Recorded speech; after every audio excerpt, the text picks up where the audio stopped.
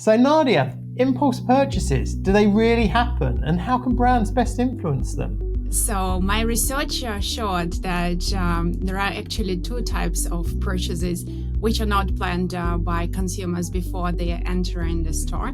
They are unplanned and impulse.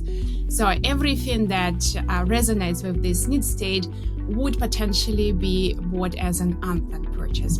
And how do you see the role of insights evolving? And I think these conversations highlight a lot of opportunities for companies to connect the dots, or to connect the data which they have from different sources. Now I'm staying curious. I'm really getting passionate about the topic.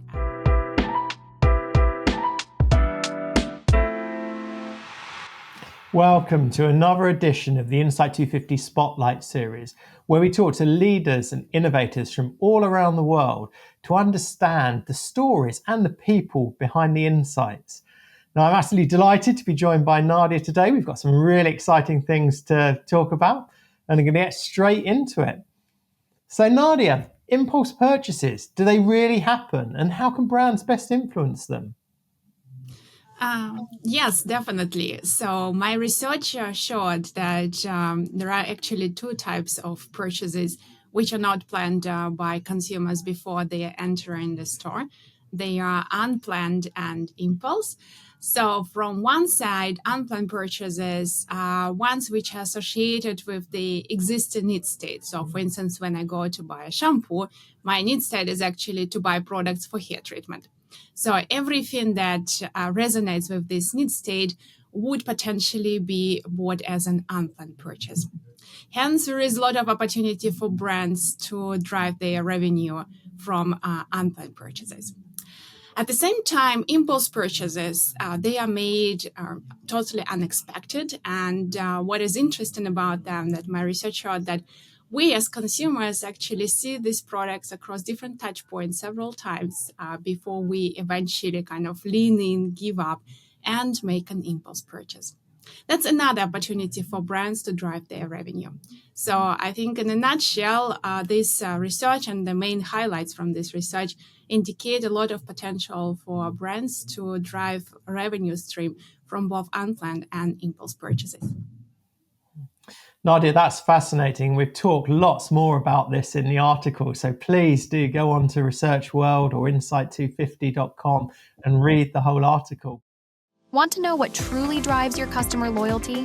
With MTab Halo, analyzing customer satisfaction and NPS is effortless.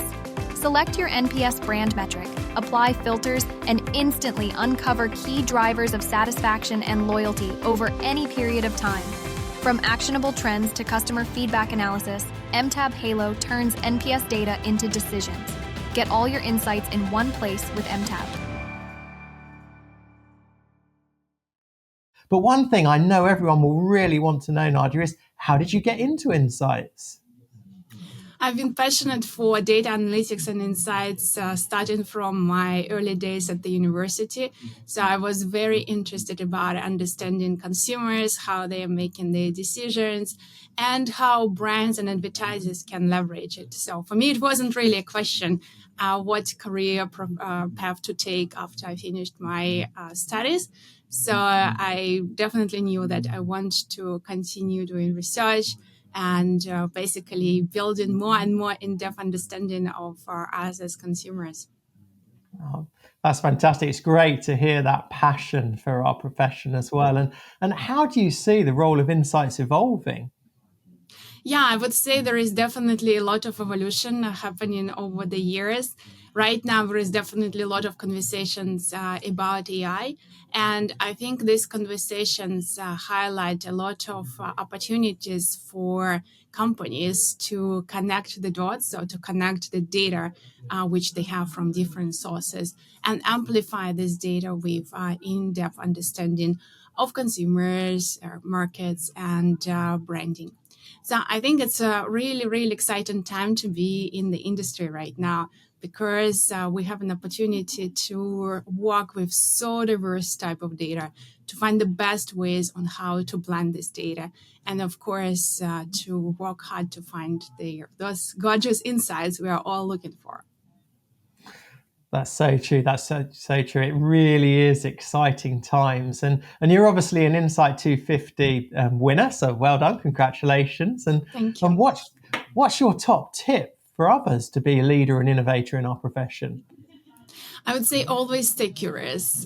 This is something that I've heard from a lot of leaders over the years of my interviews with them and also just informal conversations. But this is what I also observed from myself. Whenever I'm staying curious, I'm really, really getting passionate about the topic and I'm much more motivated to learn, to go more in depth and to really connect the dots and consider the dots from very different contexts with their perspective on really finding something valuable and, of course, actionable for brands and advertisers. Stay curious. I love it. That's great. That's really good advice. Well, look, thank you so much, Nadia, for sharing. Thank you so much, Crispin, for inviting me for this interview. Well, it's a pleasure. We're delighted to have you. And that concludes another edition of the Insight 250 Spotlight series. Don't forget to like, to share, and subscribe, and to go on and read the whole article. And until next time, keep innovating. Thank you.